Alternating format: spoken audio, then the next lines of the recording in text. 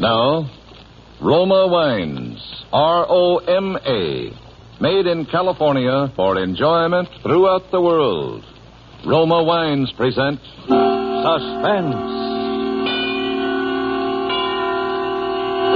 Tonight, Roma Wines bring you Mr. Elliot Reed as star of Return Trip, a suspense play produced, edited, and directed for Roma Wines by William Spear.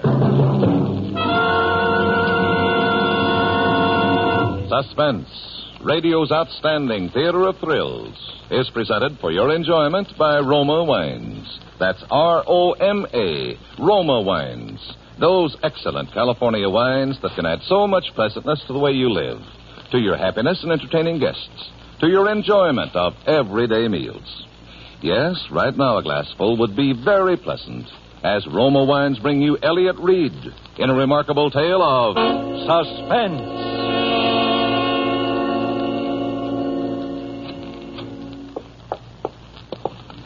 Nurse? Yes. There's someone to see you. Yeah? This is Superintendent Andrews of the State Institution. Oh. What do you got there? I've set up a dictaphone out in the hall. Careful of the wire, nurse, when you close the door, please. The doctor said... Yes, I'll make it as brief as possible. You may go now, nurse. Very well. Do you mind if I hook up this microphone at the head of the bed? Suit yourself, fella. Well, it was a choice between a dictaphone and a stenographer, and I figured that in your condition... I don't feel too bad. Well, go on, ask your questions. Now, I understand you were driving the bus. Tell me what happened. You mean I can tell it in my own way? That's right. Great. I had an uncle once, you know, that was a writer. He wouldn't have gone near this kind of a story, though, with a 10-foot pen. No, he went in for happy endings.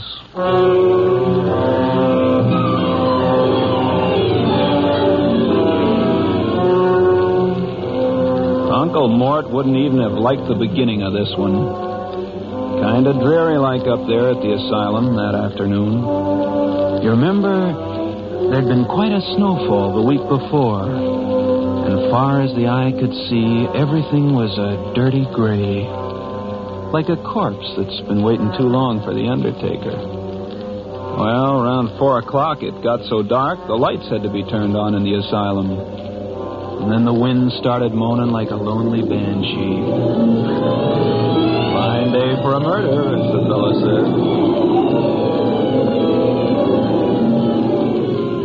Well, there were 3 passengers sitting in the bus when I went outside for the return trip.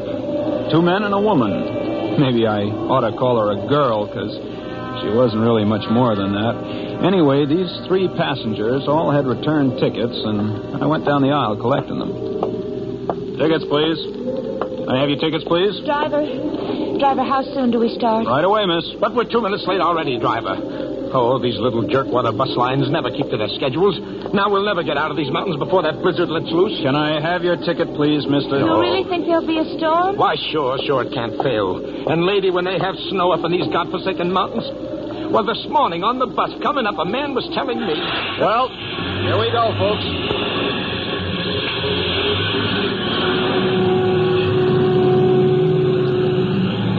The windbag was sitting right across the aisle from the girl, second row from the front. Halfway back in the bus sat the 3rd passenger, all huddled up in his overcoat. He didn't open his trap. Well, that was the picture as we swung out onto the highway for the return trip. This guy in back of me seemed to be itchy to start a conversation with somebody as soon as we got rolling. Well, might as well get acquainted, miss. 50 miles before we get down to civilization, you know. John Willard is the name. I said, I beg your pardon. Were you speaking to me? Well, yes. I'm afraid I was... Yeah, sure. These visits to the asylum, they're always depressing, aren't they? No, this is my first time. Oh? Some friend? My husband. Husband? Oh, well, now, that's too bad. I hope he... Hey, what's that? Some kind of siren. Yeah, that's the asylum alarm, all right. But, driver, One of the inmates must be playing hide-and-seek with the keepers. Happens every once in a while. Gosh, what if it's my brother? Oh? He the busting out kind? Well, it kind of upsets him to see one of the family, but then if we don't come to see him, it upsets him even more. I see what you mean. Do they always catch them? Well, they tell me the place has never lost a customer yet. Oh, a moment ago, I was praying that it wasn't Jim, but now I don't know, even if they had to. Well, I mean, it would be better than seeing him as he was today. Anything would be better than... Listen. Hey, that's a police siren. Sounds like they're almost on top of us. Yes, there they are. Look out, they're going to pass us. Pass nothing, they're flagging me down. All right, just keep your seats, everybody. They're guards. With rifles. Hey, we're looking for somebody. Yeah, we heard the asylum alarm. Is someone... Seen anyone along the road? Not even a jackrabbit. Officer, who escaped? Greg, Albert Gregg. Oh. What a relief. Hey, Holly, take yourself a walk down the aisle and keep your rifle ready when you look behind those back seats. Are you kidding? When was this coming out party? I don't know. Maybe as much as a couple of hours ago. Does this Gregg have a gun? Can't guarantee he hasn't. But it was a file that sprung him. A tiny steel file. Must have been working away at the bar since the day he was committed, a month ago. His stay was short. Nobody back here. Okay, now, check the gents for identification. You know how it is, driver. You can't take chances. Oh, of course not. Here's mine. Huh? Oh, okay, driver. Your name, Frank Keniston? You can read, can't you? Friendly cuss, ain't you? You know, that's the first peep that passenger has let out. I was beginning to think he was a deaf mute. Yeah? Well, here, driver, you can have this stuff back. Oh, thanks. John Willard? Yes, sir. Okie doke. Come on, Denton, let's scram. We gotta find Greg before he finds anybody. Yeah. Hey, driver, you can turn around now and go back. Go back? Go back? Why? Oh, no. This Greg is a killer. What I mean is, when the mood strikes him, he strikes. Well, what's that got to do with us turning back? Didn't I tell you this man kills even without reason? Now he's got plenty of reason. He's got to get out of these mountains, but quick. If he's down the road, there are lots of ways he could stop a bus. I say turn back. But that blizzard's liable to break any minute now.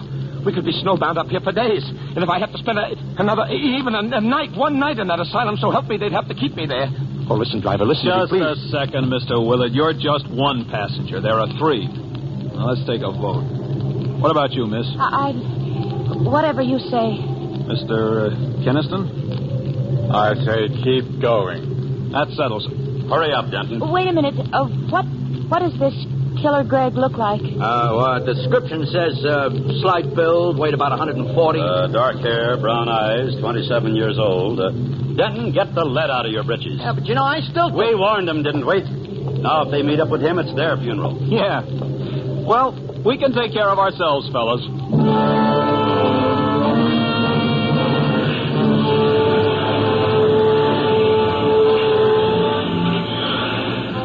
Well, after the guards left, I really set that bus to rolling. Out of the mirror up above the driver's seat, I could see that the girl was plenty scared. But she had nerve, I'll say that for her. When we slid around some of those snowbank curves, her lips would be drawn so tight the lipstick had a white border. But she didn't say boo. Willard, the windbag across the aisle from her, gave up trying to draw her into a conversation. And as for the third passenger, that English guy, Keniston, sitting halfway towards the back there, he kept acting like a clam afraid of losing its oyster. Might as well have had lockjaw, if you get what I mean.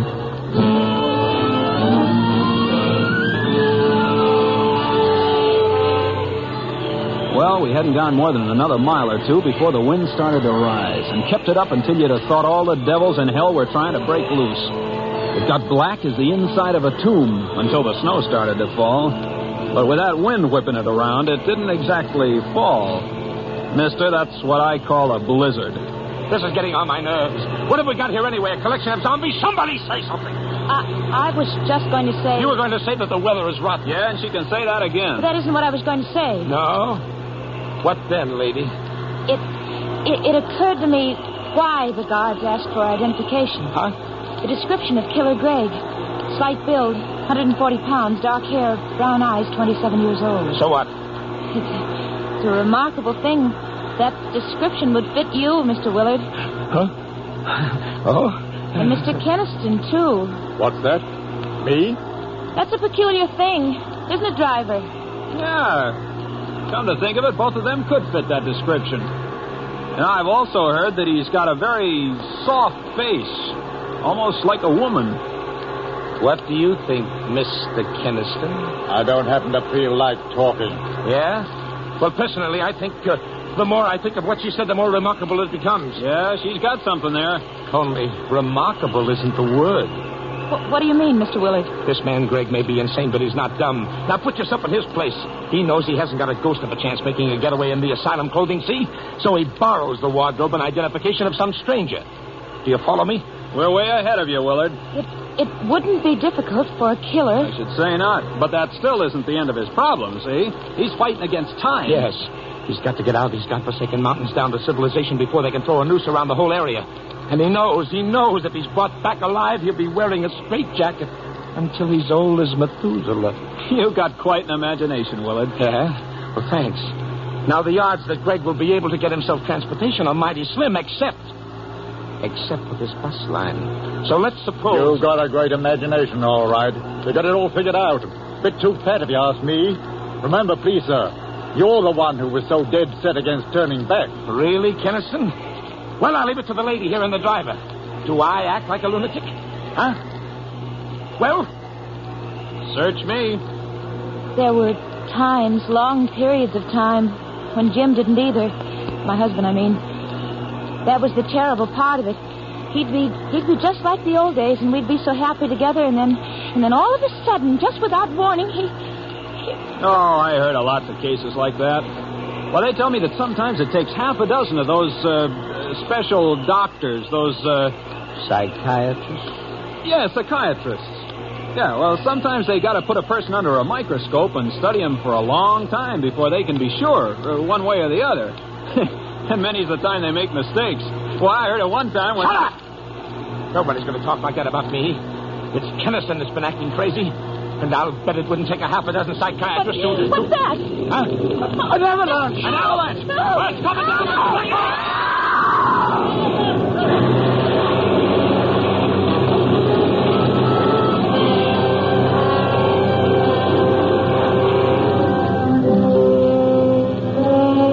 For Suspense, Roma Wines are bringing you as star Elliot Reed in Return Trip, a radio play by Maurice Zimm.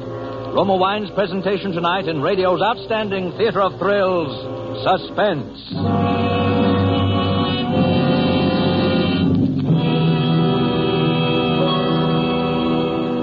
Between the acts of Suspense, this is Truman Bradley for Roma Wines. Nowadays, renewing old friendships interrupted by the war is a popular American pastime. For most of us, hardly a week goes by without some friend of pre-war vintage dropping in to say hello. Well, that's one of the reasons so many Americans keep Roma California Sherry on hand always. For the gold and amber radiance and tempting nut-like richness of Roma Sherry capture the very spirit of gracious hospitality. And Roma Sherry does more than welcome guests. Roma Sherry is the perfect first call to dinner. The happy, mellow, moderate wine that suits your every entertaining need. Like the other fine Roma California dessert wines, Roma Port, Roma Muscatel, and Roma Tokay, Roma Sherry is a true wine from just the luscious goodness of the finest grapes. Patiently guided to taste perfection by Roma winemaking skill and resources, unmatched in America. That's why Roma is America's favorite wine. Why more Americans enjoy Roma than any other wine. So insist on Roma, R-O-M-A, Roma wines, and enjoy unvarying goodness at reasonable cost, always. And now, Roma Wines bring back to our Hollywood soundstage Elliot Reed, starring with Wally Mayer as Mr. Willard, Kathy Lewis as the girl, and Raymond Lawrence as Mr. Keniston in Return Trip, a tale well calculated to keep you in suspense. Well, Superintendent, what do you think of the yarn so far? Let's hear the rest of it. Okay. If you'll help me get a swig of that water. Sure. The way they got me rigged up here. Oh, thanks.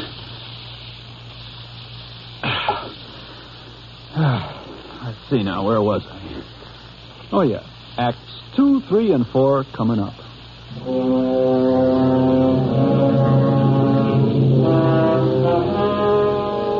Well, after the avalanche struck, I just sat there gripping the steering wheel, sort of stunned. There wasn't a sound except for the wind, and that was muffled by the snow barrier that packed us in. Even on the far side, the bus was buried up to the middle of the windows. Well, all this was only a matter of seconds, I suppose. And then suddenly the quiet was broken by the most gosh-awful racket. It was as if somebody had up and given the signal for my passengers to go completely nuts. Get me out of here! Get me out of here! Look out! Willard's got an axe. The axe! Take it away from me! Let go of it, Willard. Let go of that axe. No! That did it. He's the one. He's the one. Lucky I saw him grab that fire axe. It's what the district attorney likes to call a lethal weapon. And then some. Step back. He's coming, too. Time up. You'll find a rope in the dashboard compartment. Get it for me. Driver, I'll report you for this. You will, huh? I was going to smash your window so we could get out of here. Oh, yeah? Sure. What did you think Oh, so that's it, huh? Here's the rope, driver. Now, look here. Wait a minute. You can't do this. You can't tie me up, you fools. I'm not Killer Greg. Maybe he isn't. Maybe. But like that guard said, we can't take chances. If you're innocent, mister, you can prove it to the authorities. If we ever live that long, have you forgotten that we're trapped here by an avalanche and a blizzard that could go on and on and on? Just the same. This is ridiculous. Hey, Missy, you feeling all right? No, I'm not crazy, driver. But I guess I was a little. Actually, there's no proof that Killer Greg is on this bus. Well, if you put it that way... It's all my fault, and I'm sorry. My only excuse is that I was just so upset by seeing Jim, my husband. Well, I still say No. Now we've got to start acting like rational human beings. Let poor Mr. Willard up from the floor. Thanks, lady. Well, all right. But I'm warning you, Willard, no funny stuff. Oh, snap out of it, driver, will you? We've got to get out of this mess. Hand me that axe. Do I look that dumb? Oh, all right. Then use it yourself. Smash your window so we can crawl out. Willard, even you don't look that dumb. What makes you think the windows won't open? Huh? Then open one. What for? To let in the blizzard? But we've got to get out of here, driver. Not me. It would take a bear to make even a city block in that windswept hell. But we can't stay here. Why not? We're not freezing. Yet. The driver's right. Our best chance is to sit pat until the storm lets up. Yeah, but what if it doesn't, huh? What if it lasts longer than we do? What then, huh? What then? Shut up! Blowing your top won't do any good, Willard. Nobody's ever confused me with Pollyanna. But things could be worse. This is as good an igloo as any, and if and when the weather clears, well, we can send out a party for help. Or maybe a road-clearing crew will come to our rescue. Yes, I suppose that's the sane thing to do. Wait here. How about you, Willard? You also decided to do the sane thing? I don't like that crack. You one more like it. Look, we're not starting that again. Now, it's going to be a long night, and we might just as well make ourselves comfortable and try to get some sleep. Sleep. Cut it out. Now, miss, you take the back seat. It's the only one that runs the full width of the bus. You can use your lap robe for a quilt. All right, driver. I want to apologize again to everyone for the way I behaved. Casting suspicion. Forget it. You need any help? No, thanks. I just don't know what came over me starting that idiotic talk. Please believe that I did... Why... What's the matter? Why are you staring at the floor? Well, say something. Look. File. A tiny steel file. The one that Greg... After the avalanche hit, there was a mad scramble. One of you lost it then. One of you is Greg. Killer Greg. Let me out of here. Oh, let me out of here. Let me out of here. Oh, my God. Well, we just let her wear herself out, kicking and banging on the door. Nobody said a word. Willard and Keniston just stared at me and at each other. By and by, the girl stopped her fussing, and then she stood and stared at the three of us in rotation. It would have made your flesh crawl. Outside, the blizzard was getting worse, if possible. Finally, I reached into the watch pocket of my pants and brought out the old timepiece. What? What time is it, driver? I broke the crystal. It still says 4:15. It's 5:30. Only an hour and a half since we started out. An hour and a half. 5:30 in the afternoon. The very best we're stuck until morning. 14. 16 hours. Might as well be forever. Look, miss, we just got to make the best of it. I still think you ought to go back to the rear seat. And sleep? If you can. Willard, the driver, and myself will be keeping a rather close eye on each other. In the light of recent developments, you'll be all right. Here, driver, give me that axe. Huh? Let her have it for her protection. Sure, let her have it. Yes, give it to me. Okay. You holding on to the file, too? Of course she is. The file could also be a lethal weapon. Well, she took the axe and the file back to the rear seat with her, and we all sat down to wait. Those were the longest seconds of the longest minutes of the longest hours that ever... Well, somehow it got to be 9 o'clock, 10, 11... Finally, it was midnight.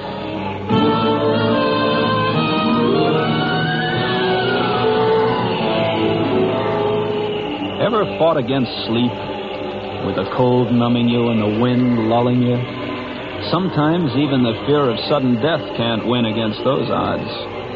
Time and again, the girl's eyes would close just for a second, and then they stayed closed longer, and her head nodded and her body slumped over against the corner of the seat. I got up and started down the aisle. Where are you going? Shh, Kenneth. Can't you see she's asleep? Where are you going? Her lap robe slipped to the floor. I was going to pick it up and cover her so she wouldn't freeze. Any objections? I'll do it. Oh, no, you won't. Go ahead, driver. You see, Keniston? Willard thinks I should do it. That makes it 2-1.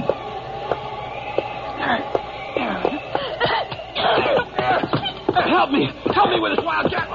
Get that file away from her before she jabs my eyes out.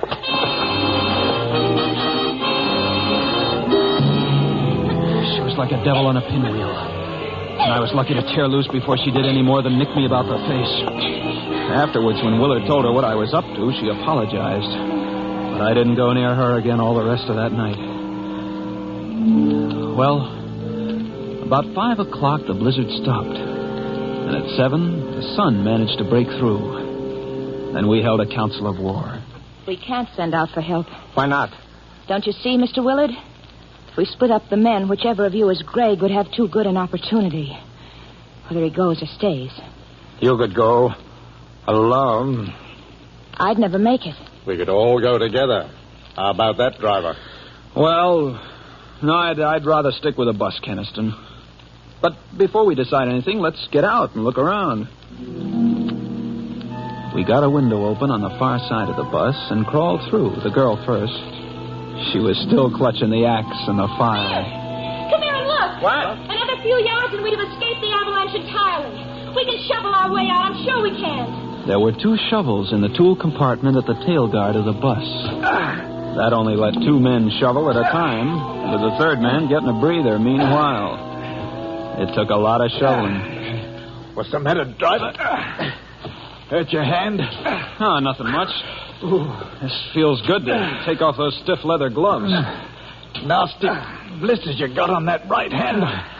On the thumb and finger. Keniston, are you shoveling or talking? We'll never get out of here at this rate. Yeah, it's your turn anyway. I'm tired. Not as tired as Willard looks. I'll relieve him. No, that's all right. I can keep going yet for a while. Okay, then. Keniston? Yeah. Let me take a turn. I know it won't be much help, but I can at least try. No. You're mountain guard.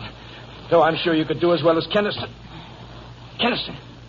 Where's Keniston? Why, he's right. Stop him! Keniston was making a mad dash through the snow. Willard dropped his shovel and tore after him. I yelled for Willard to let him go, but I don't think he even heard me. For a while, it looked like Keniston was going to make it. But then he floundered and fell in a snowdrift, and before he could get underway again, Willard nailed him.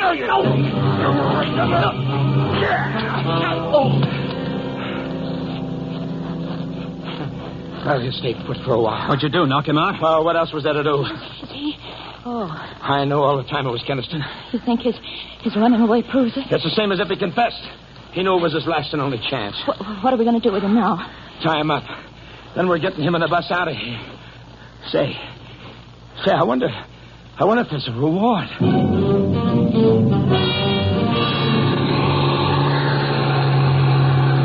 In no time at all, we had the bus clear and headed for civilization.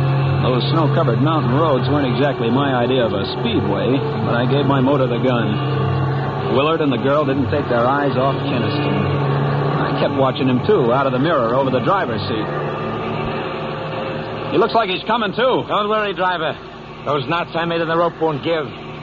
Besides, I'm keeping the axe handy just in case.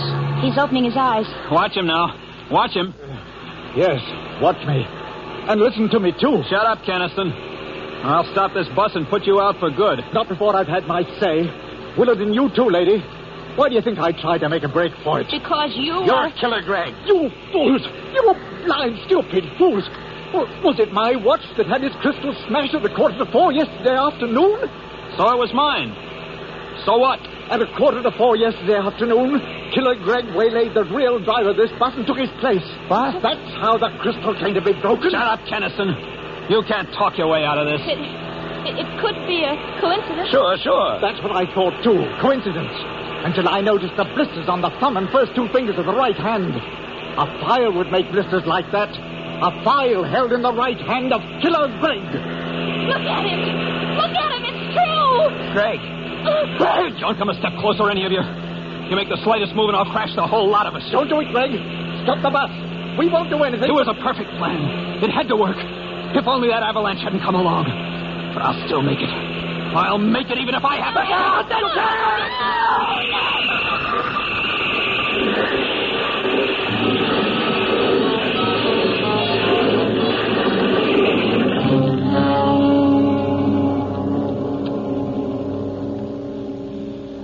It rolled over and over and over and over. The bus and the glass all smashed. Everybody was all mangled and... All right. Go to sleep now. Sleep? Who can go to sleep? Who can go to sleep? Anyway, I outlived those 3. Killer Greg.